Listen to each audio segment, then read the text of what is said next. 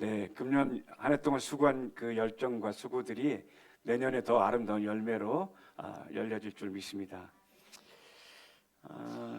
오늘 그 창세기 45장 그리고 성경을 우리가 읽을 때 말씀을 들을 때 항상 기억해야 될 것은 눈에 보이는 것이 아닌 눈에 보이지 않는 어떤 원리가 있다는 것입니다.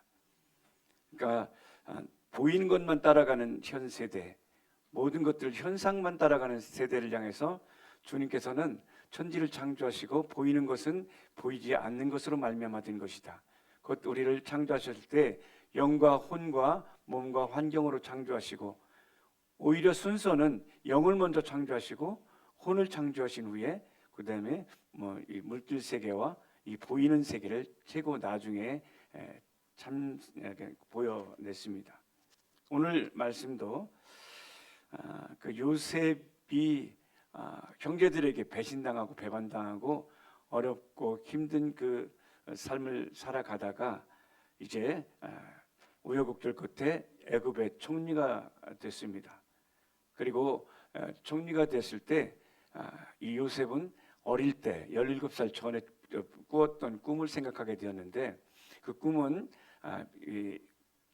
그 11 볏집단들이 자기의 집단에 이렇게 절하는 꿈, 그리고 해와 달과 별이 자기에게 절하는 꿈, 두 가지 꿈을 꾸었는데 두 가지의 의미는 볏집단 그리고 밀집단, 보리집단은 다 이 땅에 살아가는 물질을 그 환경적인 모든 것들을 자기를 통해서 가족들을 살릴 것을 예언하신 하나님의 꿈입니다. 오늘 귀한 우리 성도님들이 그와 같은 귀한 은혜가 있어서 요셉과 같이 재정권이 열려지기를 축복합니다. 여러분을 통해서 여러분뿐 아니라 모든 사람이 살아나는 역사가 있게 되기를 축복합니다. 두 번째 꿈을 꾸었던 하늘의 해와 달과 별이 자기에게 절했던 꿈은 뭐냐면 하나님께서 하늘의 권세를 주어서 이 땅의 모든 것을 다스리고 통치하는 그런 것들을 말씀해 주셨죠. 그래서 애굽의 바로 왕이기는 하지만 왕까지 다스리는 그런 은혜를 받았습니다. 우리 귀한 성도님들은 이 땅뿐만 아니라 하늘의 모든 권세가 여러분에게 임해서 미리 준비하고 기도해서 열려지는 그리고 새롭게 통치하는 역사가 여러분을 통해서 나타날 것을 믿습니다. 예, 하나님께서 그것을 위해서 우리를 부르셨습니다. 자, 그런데 오늘 이렇게 하나님께서 아버지의 뜻을 이루어가는 과정에 있어서 보이지 않는 것은 우리의 과거라는 것이 우리를 발목을 잡습니다. 상처라든지 아픔이라든지 이것은 보이지 않지만 그리고 시간이 지났어도 여전히 그것이 우리한테 영향력을 미치게 됩니다. 그러나 하나님께서는 이제는 로마서의 말씀처럼 너희는 마음을 새롭게 함으로 변화를 받아 하나님이 기뻐하시고 온전하신 뜻이 무엇인지 분별하고 분별된 그 하나님의 열어주신 그 안목을 가지고 새로운 틀을 가지고 이제 너희는 새로운 것을 시작하라 말씀하시기 위해서 하나님께서 부르신 것이 예배의 자리입니다. 오늘 여러분을 부르신 것은 이제는 이제껏 있었던 틀 거기에서 벗어나라 이제 그리고 다시 새롭게 시작하라고 부르셨습니다. 자, 요셉은 이제 그 형들 자기를 배신했고 자기를 팔았던 그래서 인생의 많은 감옥살이와 많은 모진 험악한 세월을 험난한 세상을 살게 될 수밖에 없었던 그 삶을 지금 이제 총리가 돼서 한 번에 다 높아졌고 해결되었지만 그러나 여전히 요셉에게는 그 과거에 있었던 아픔과 이것을 해결해야 될 영역들이 있었습니다. 이제 요셉은 왕이 되어서 이제 자기 형들을 다 일순간에 감옥을 보낼 수 있고 죽일 수도 있고 살릴 수 있는 힘이 됐지만 요셉은 그렇게 하지 않았고 지금 자기가 요셉임을 밝히게 되는 것이 오늘 45장의 내용입니다. 그러면서 요셉은 형제들에게 하나님의 크신 계획을 선포하고 있습니다. 특별히 당신들이 나를 이곳에 보낸 것은 당신들이 보낸 것이 아니라 하나님께서 미리 준비하라고 나를 보내셨다라고 해서 자기 인생의 삶에 문제와 그 과정들을 하나님의 눈으로 해석하게 되는 것입니다. 우리 성도님들도 능력은 이제 사도 바울이 그런 얘기하죠. 내게 능력 주신 자 안에서 내가 모든 것을 할 수 있느니라. 그 능력은 무엇이냐면 나에게 주어진 환경과 삶을 해석하는 능력입니다. 뭐 하는 능력이요? 해석하는 능력입니다. 지금 똑같이 아픔 가운데 있을 때 이 요셉은 형들 내가 이렇게 된다고 했지 하면서 형들을 한번 내가 당했던 그대로 한번 겪어봐 할 수도 있는데 지금 요셉은 자기의 삶이 하나님께서 미리 가족을 살리고 나라를 살리고 열방을 살릴 수 있도록 나를 하나님께 꿈을 주시고 그 꿈을 이루기 위한 모든 과정마다 함께 해주셔서 이렇게 됐던 것들을 기억하는 것입니다. 요셉은 그리고 이제 형제들에게 아버지 야곱을 속히 데려가서 애굽으로 모시고 오라고 그래서 이제는 꿈대로 비전대로 하나님께 주신 비전대로 내가 형들을 가족을 내가 다 이렇게 돌보겠다고 약속을 합니다. 그리고 마지막으로 요셉은 베냐민과 모든 형제들과 끌어안고 쿵쿵 우는 소리가 얼마나 큰지 왕궁 소리까지 들려줬다고 기록되어 있습니다. 우리 사랑하는 성도 여러분, 우리 금년 25년을 마치면서 이런 질문을 여러분 드리고 말씀 시작했으면 좋겠습니다. 여러분이 살아가다가 깊이 상처를 준 사람이 한 명 이상은 있죠. 우리에게 상처를 준 사람. 근데 그 사람이 어느 날 갑자기 찾아와서 미안해, 예전처럼 다시 지내자 라고 말한다면 여러분 마음은 쉽게 열립니까? 열리지 않죠. 왜냐하면 상처받은 마음은 말 한마디로 회복되지 않기 때문에 그렇습니다. 그래서 우리는 이렇게 생각합니다. 이 상처가 회복되는 것도 시간이 필요합니다. 시간이 필요하고 그리고 나에게 상처 줬던 그 사람의 태도가 바뀌어야 됩니다. 말로만이 아니라 태도가 바뀌고 그리고 한 번만 하는 것이 아니라 그렇게 바뀐 태도가 지속적으로 계속될 때 그것을 보고 이제 좀 믿어도 되겠다 하는 이 생각이 올 때 비로소 용서가 되지 않겠습니까? 오늘 함께 나온 요셉도 이 형제들을 사랑하지 않았던 것은 아닌데 그러나 이전에 아버지와 함께 있던 때처럼 대하지는 않았습니다. 왜냐하면 사랑에는 신뢰가 필요합니다. 사랑에는 신뢰가 필요합니다. 그래서 오늘 우리가 나눌 말씀은 하나님이 우리를 의심하고 너 잘하고 있어 못하고 있어 돌아보는 것이 아니라 무너진 신뢰를 어떻게 하면 다시 세워나갈 수 있고 어떻게 우리가 다시 살아날 수 있을까 하는 이 이야기를 함께 나누기 원하는 것입니다. 그러니까 창세기 45장은 요셉이 형제들 용서하는 장면은 그냥 눈물 한번 흘리고 끝나는 장면이 아닙니다.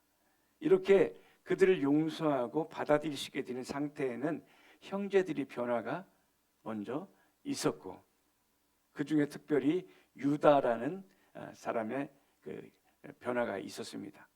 긴 시간의 시험이 있었고 무엇보다 이 과정마다 하나님의 치밀한 계획이 있었습니다. 자, 저는 이 창세기를 읽으면서 요셉이 총리가 됐을 때 형이 왔을 때 그냥 당장 용서해 주지 않죠. 용서해 줄 수 있는데 용서해 주지 않고 5가지 시험을 합니다. 5가지 시험을.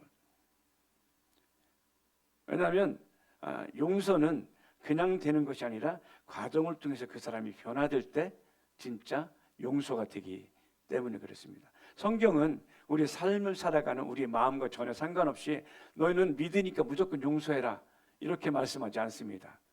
용서는 어떤 과정이 필요하고 이해가 필요하고 그 변화가 필요하기 때문에 그렇습니다. 오늘 이 5번의 이 과정을 통해서 요셉을 통해서 하나님께서 우리에게 주시려고 하는 말씀은 형제들의 죄를 지적해서 그들을 막 고통스럽게 하려고 하는 것이 아니라 형제들의 내면에 있는 것들을 드러내기 위해서 오늘 5가지 질문과 그 과정을 겪게 됩니다. 5가지 시험들이 이런 게 있어요. 정탐꾼, 너희들은 이 땅에 애굽에 정탐하러 왔다. 사실 아닌 거 알았어요. 그런데도 불구하고 요셉은 그 형들에게 너희는 정탐꾼으로 왔다 해서 무엇을 확인하냐면 그들이 거짓과 진실을 정확하게 구별하고 구분하고 있는지를 확인합니다. 두 번째 다시 왔을 때는 시므온을 가두어요. 그리고 요셉은 그 형들이 자세히 형제의 사랑이 어떻게 변했는지를 살펴봅니다. 세 번째는 돈자루 시험이 있습니다. 돈자루 시험. 뭐냐면 양심이 살아있는지 확인합니다. 양심이 살아있는지. 네 번째는 베냐민을 이렇게 붙잡아서 다시 돌아가게 했죠. 그러니까 베냐민의 상황을 통해서 지금 요셉이 13년 전에 자기가 형들에게 팔리고 배신당했던 그 상황들을 동일하게 이들이 처리하는지, 그러니까 과거에 했던 반복적인 습관들이 지금 여전히 똑같이 하고 있는지. 왜냐하면 하나님께 주신 복을 우리가 누리려면 과거에 살았던 삶의 패턴이 아니니 우리의 마음과 생각을 새롭게 함으로 변화를 받아 하나님께 뜨신 그 비단에서 말씀 안에서 변화된 삶을 살아야 되는데, 여전히 요셉을 대했던 것처럼 베냐민을 대한다면 아직 변화된 것이 아니죠. 그리고 마지막에 은잔 시험을 합니다. 은잔 시험. 창세기 40, 바로 오늘 읽은 44장에는 은잔 시험이 나옵니다. 이 은잔은 뭐냐면 이 형제들 가운데 이제 베냐민을 잡아놓고 다시 돌려보낼 때, 그때 누군가 이것을 본인이 그것을 떠안고 감당하는 그런 희생의 장면까지, 희생의 상황까지 갈 수 있는지를 보는 것입니다.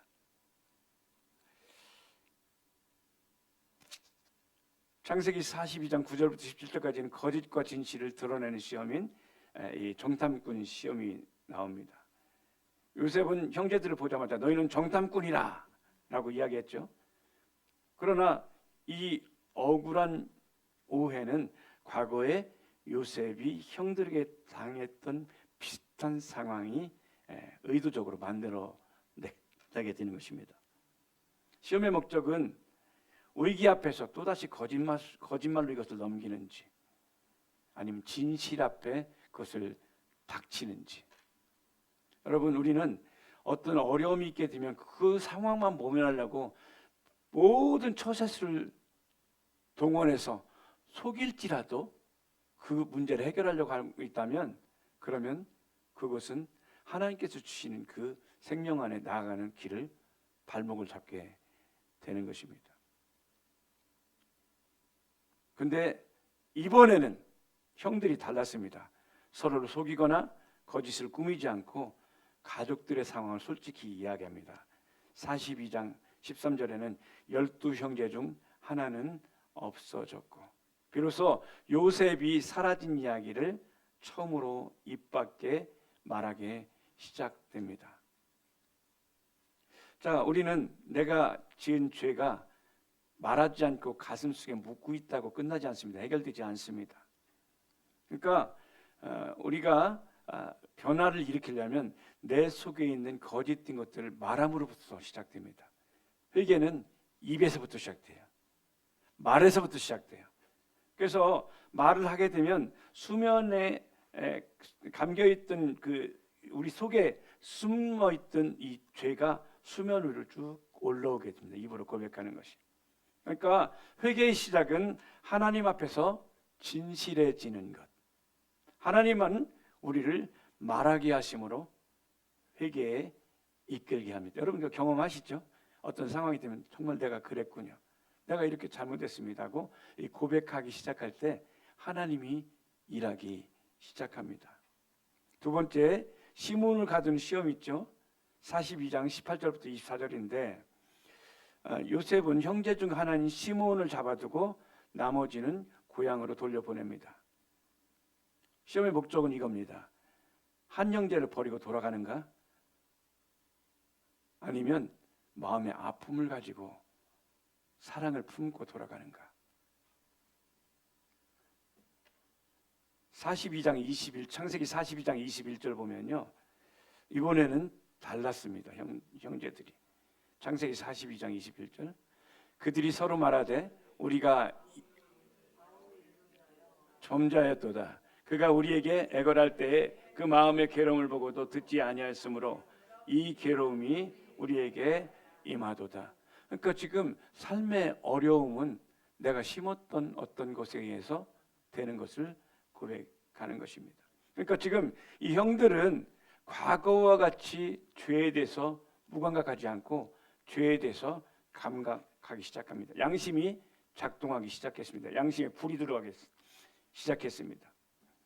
그러니까 하나님은 우리를 회개시킬 때에 무감각한 감각을 회복시켜서 그것들이 일하기 시작합니다. 세 번째, 돈자루 시험이죠.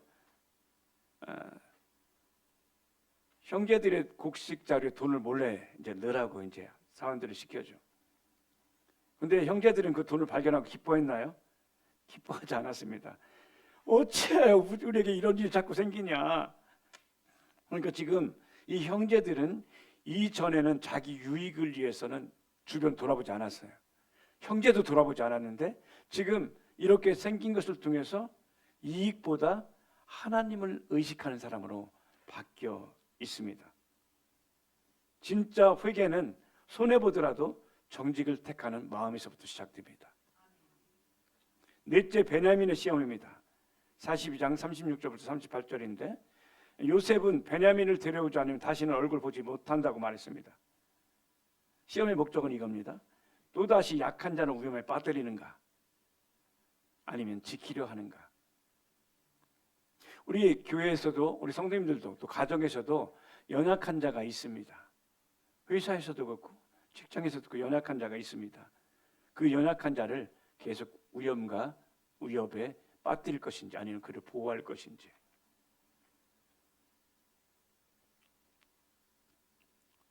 그때 유다가 났습니다. 43장 9절입니다. 43장 9절. 그러니까 모든 11 형제가 있는데 지금 이 대신 이 베냐민을 대신할 자를 지금 찾고 있는데 같이 읽겠습니다. 내가 그의 몸을 담보하오리니 아버지께서 내 손에 그를 물으소서. 내가 만일 그를 아버지께 데려다가 아버지 앞에 두지 아니하면 내가 영원히 죄를 지리이다. 그러니까 지금 마지막 남은 그 베냐민이 이 야곱이 얘는 안 된다. 내가 사랑하는 아들 요셉은 벌써 잊어버렸고 얘마저 한다면 나는 진짜 나는 끝이다. 그럴 때 유다가 아버지, 내가 만약에 이 베냐민을 돌려보내려면 내가 대신 죽겠습니다 하는 이 고백을 하는 거예요. 그러니까 지금 이 유다는 원래는 그 형 요셉을 팔 때는 그 동생 요셉을 팔 때는 하면 죽이는 것보다 그냥 파는 게 어떠냐 해서 그때 그 당시에 이제 유다는 적어도 난 죽이지 않았어 라고 하는 합리화나 이런 것을 할 수 있지 않겠습니까? 그때는 뭐 그런데 그 동생이 어떻게 되든 그 뒤에 팔려간 뒤에는 내가 상관없고 그냥 괜찮아. 뭐 나랑 상관없어. 죽이지만 않으면 돼라고 했죠. 그러니까 지금 유다가 어떻게 바뀌냐면 무책임했던 그 유다가 이제는 자기가 책임지는 존재로 바뀝니다. 그러니까 우리가 회개한다는 것은 내가 하나님의 말씀 앞에 나의 삶에 이것들을 책임을 지고 그것들을 진행해 나가는 것들이 포함되는 것이 회개입니다. 그냥 눈물 흘리고 끝나는 게 회개가 아니에요. 삶이 바뀌고 태도가 바뀌고 그리고 연약한 자를 돕는 강력한 그런 태도가 바뀌는 것입니다. 그러니까 회개는 태도가 달라지는 것입니다. 메타노에는 돌이키고 뒤를 돌아선다. 이거는 태도가 완전히 바뀌어 삶의 이것들이 달라지는 것입니다. 다섯 번째, 은잔 시험은 창세기 44장인데 은잔을 베냐민의 동생 베냐민의 자루에 넣고 도둑으로 몰아세웁니다. 자, 지금 형제들 여러 군데 넣지 않고 베냐민한테 넣었어요. 그러면 어때? 그 상황이 됐을 때 형들이 어떻게 될까요? 베냐민만 거기에 남겨두고 베냐민만 몰아세울 수 있는 상황들이죠. 지금 이 요셉은 이 상황들 통해서 과거처럼 동생 하나쯤 그냥 희생시키고 자기들만 살아남을까? 아니면 그것을 책임진 어떤 사람이 나올까? 그런데 이번에도 도망가지 않았습니다. 44장 33절 보면요. 44장 33절 보면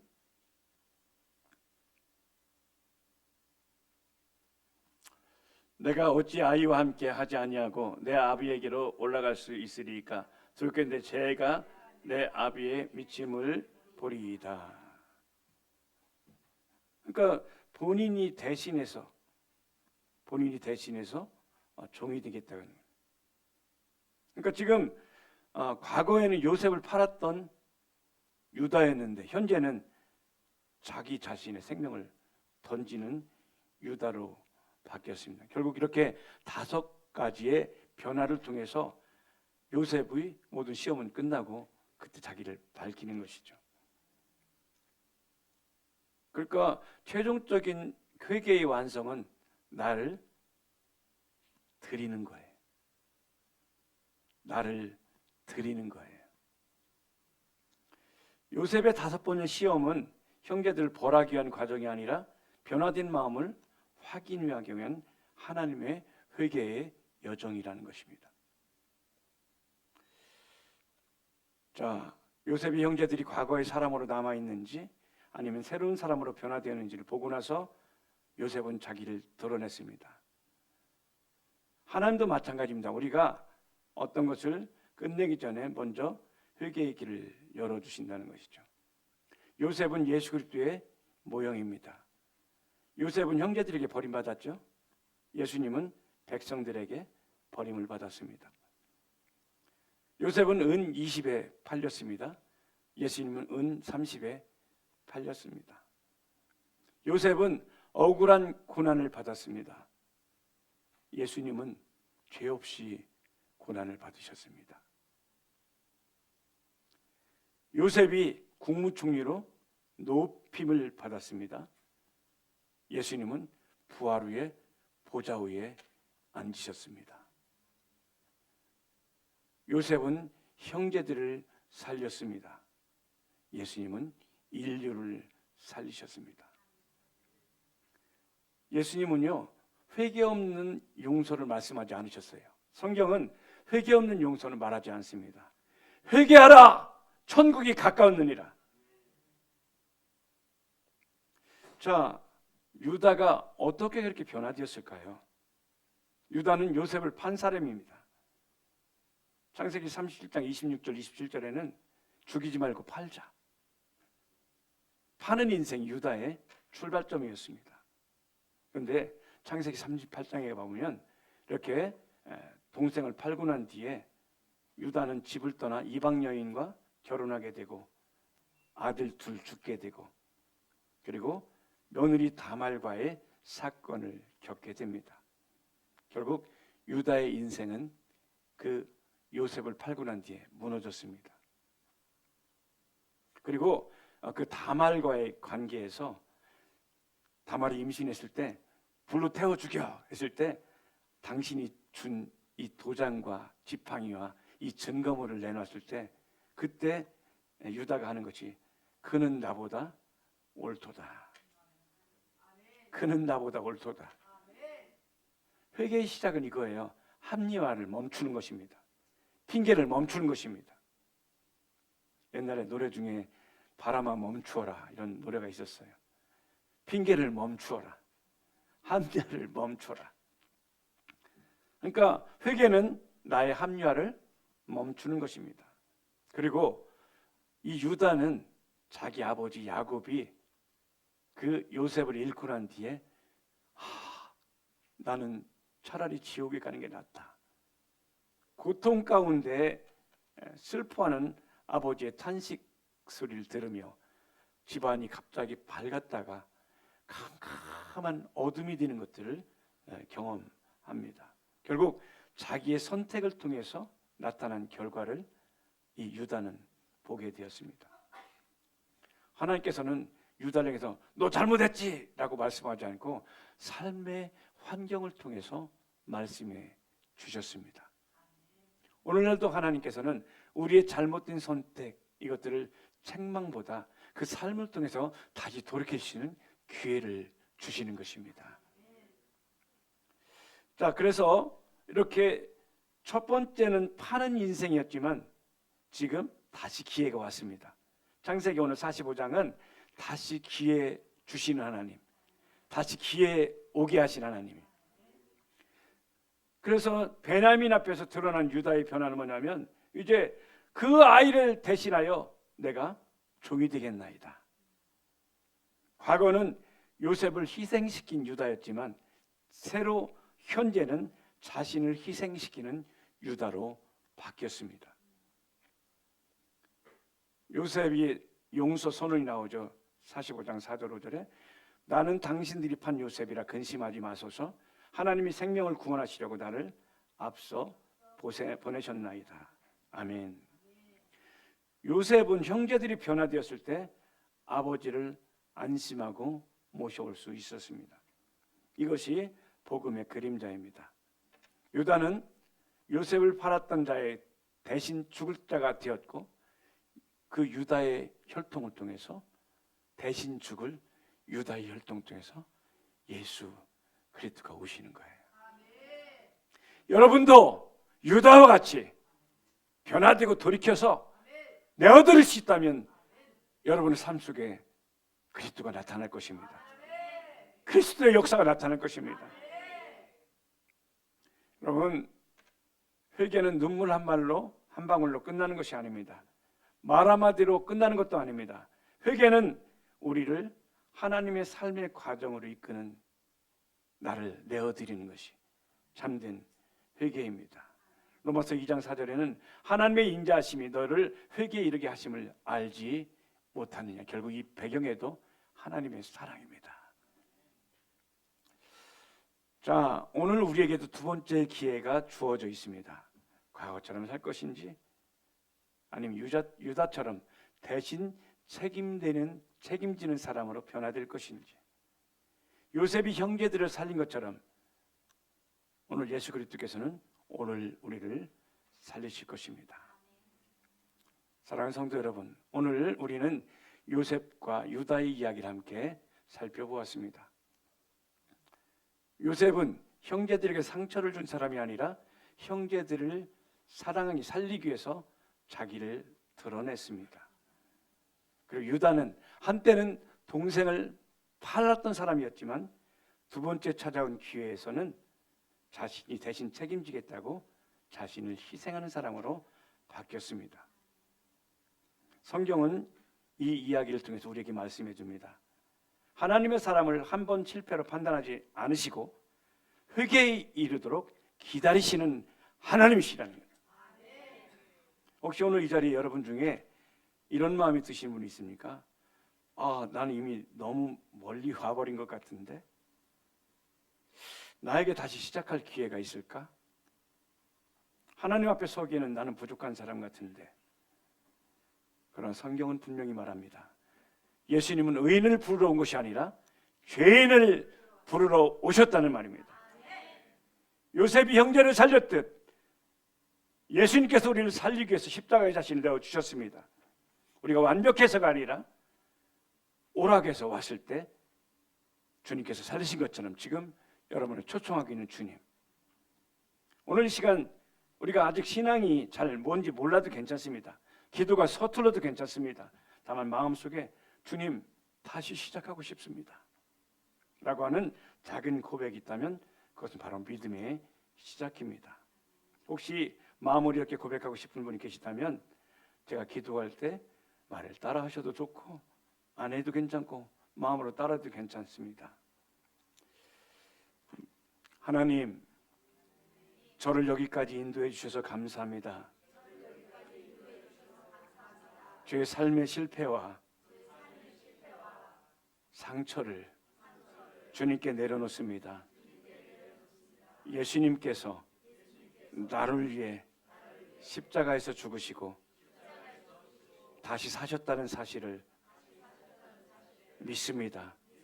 오늘부터 제 인생의 주인이 예수님이 되어 주십시오. 저에게도 두 번째 기회를 주십시오. 예수님의 이름으로 기도합니다. 아멘. 여러분, 우리가 드린 이 기도는 끝이 아니라 시작입니다. 지금 당장 모든 것이 바뀌지 않아도 괜찮습니다. 왜냐하면 하나님은 과정을 통해서 우리를 변화시키시는 분이시기 때문에 그렇습니다. 언제든 여러분과 함께 우리 교회에서 함께 기도하고 그 길을 걸어갈 것입니다. 자, 이제는 말씀을 잠시 내려놓고 이 내용으로 만들어진 찬양을 하나님께 올려드리려고 합니다. 이 찬양의 제목은 아직 끝이 아니란다, 이런 제목입니다. 이 찬양은 완벽한 사람의 고백이 아니라 넘어졌던 사람의 고백입니다. 한 번의 실수로 내 인생이 끝난 것 같았던 사람, 다시 하나님 앞에 설 수 없을 자격이 없을 것 같은 그런 느낌을 가졌던 사람, 요셉의 형들처럼, 유다처럼, 그리고 어쩌면 오늘 우리의 모습처럼 이미 너무나 멀리 와 있을지도 모르는 사람의 고백입니다. 그러나 이 찬양은 실패로 끝나지 않습니다. 이 찬양을 통해서 우리 성도님들이 하나님이 아직 나를 포기하지 않으시는구나 라는 그 한 문장만 기억해도 좋겠습니다. 혹시 찬양을 들으면서 마음속에 기도가 떠오른다면 주님 다시 시작해도 될까요? 할 그 찬양에 주님께서 말씀하실 겁니다. 그래, 아직 끝나지 않았다. 이 고백을 대신해서 찬양과 함께 이 귀한 은혜가 나눠졌으면 좋겠습니다. 주님께 올려드리겠습니다.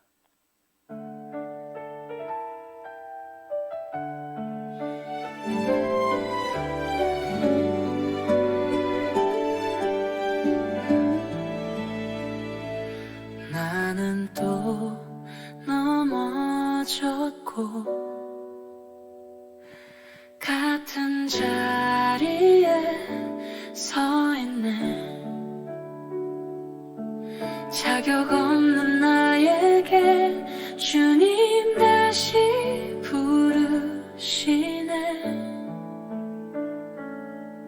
이미 끝난 줄 알았던 내 이야기 속에 주님 조용히 말씀하시네.